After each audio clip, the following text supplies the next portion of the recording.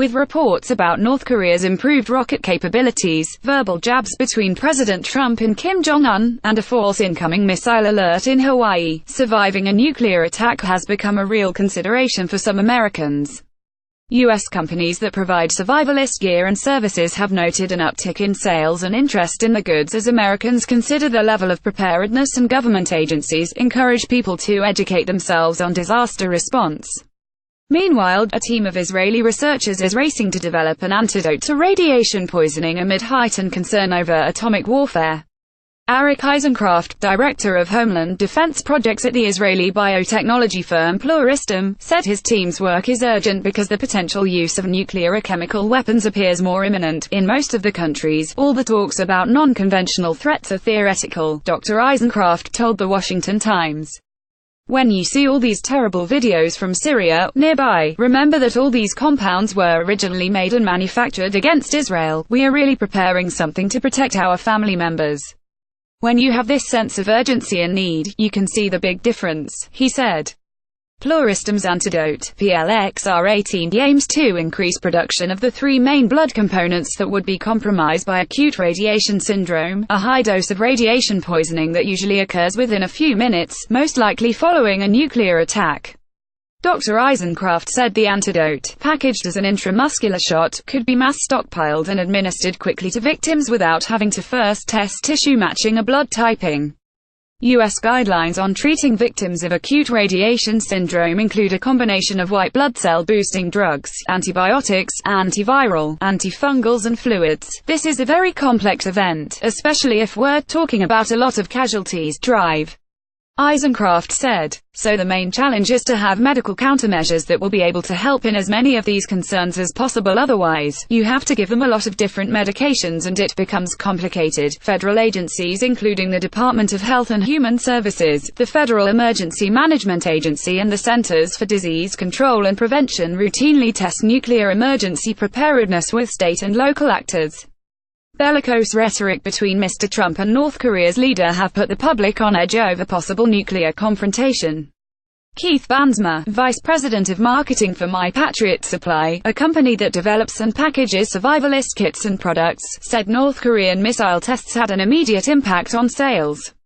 In late August, North Korea conducted a successful missile test of a possible mid-range rocket, flying over Japan in one of its more brazen shows of force on the world stage. Within a couple of hours, our sales quadrupled, with customers mostly from the Pacific Northwest and California getting preparedness items, Mr. Bansma said. In November, when the North Koreans test-launched an intercontinental ballistic missile, believed to have nuclear bomb-carrying capabilities, Mr. Bansma said, customer orders started coming in from all over the country. At that point, it didn't matter by geography who was purchasing. People in cities, in Florida, in Seattle, people, wherever they were purchasing 3 items in volume, he said. This includes My Patriot Supply's emergency food storage, which can last up to 25 years, water purification systems, and potassium iodate key, which helps block radioactive iodine from being absorbed by the thyroid gland. Health and nuclear radiation specialists are cautious about the use of key, which is meant as a preemptive measure to flood the body's iodine receptors and prevent the absorption of nuclear iodine in the air. While survivalist stores sell key, health specialists warn that it should be taken only at the insistence of a medical professional. End of days. In the event of a nuclear attack, public health officials urge the motto "Get inside.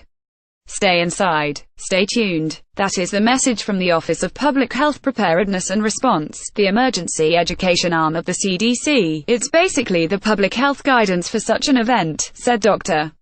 Robert Whitcomb, chief of the Radiation Studies branch at the National Center for Environmental Health. In a radiation emergency, people would be asked to go inside for a period of time. Generally, that's 24 hours. In a number of emergency scenarios, the CDC recommends having enough food and water to last up to 3 days and a pack with health supplies, personal care items, and electronics such as flashlights and radios. A number of survival companies advertise pre-made survival kits that retail from $100 to $500. Fabian Elaines, founder of Ready to Go Survival, said his company works with customers to individualize their survival kits and provides gas masks, first aid kits for animals, and suits for adults and children that protect against chemical, biological, radiological and nuclear dangers. We really don't want to seem that we're pushing it or selling fear, we're trying to accommodate the customer, he said.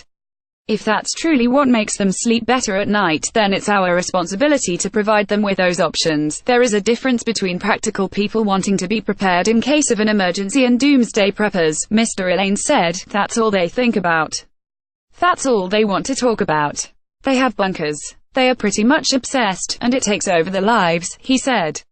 We have a couple of those, but more than not, 70% or somewhere in that, are just regular families, regular practical people, practical preppers, well-educated, middle-class, family-oriented. That's how Robert Vicino describes people who have bought into his bunker communities. Since 2008, his company, Vivos, has bought military and government bunkers built to withstand nuclear attacks and has leased them to the public. In 2016, he secured ownership of more than 800 bunkers built by the Army in 1942 on 18 square miles in South Dakota. In less than 2 years, dozens of people have secured space with a 99-year lease, which requires a $25,000 down payment and a $1,000 annual payment, Mr. Vicino said. For an additional cost, Vivos can outfit the space to 4- or 5-star level living accommodations. The reason we do that kind of quality, by the way, you've got to be able to survive psychologically. These are not battleship-grade, World War II, Cold War bunkers, he said.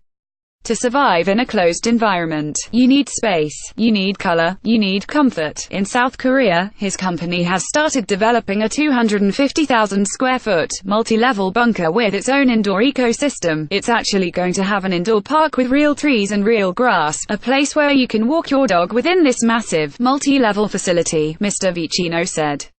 The necessity for his company came about 30 years ago, when he was overcome with a purpose to prepare for the end of days. All of a sudden, I got this boom, inspiration in my head, Mr. Vicino said.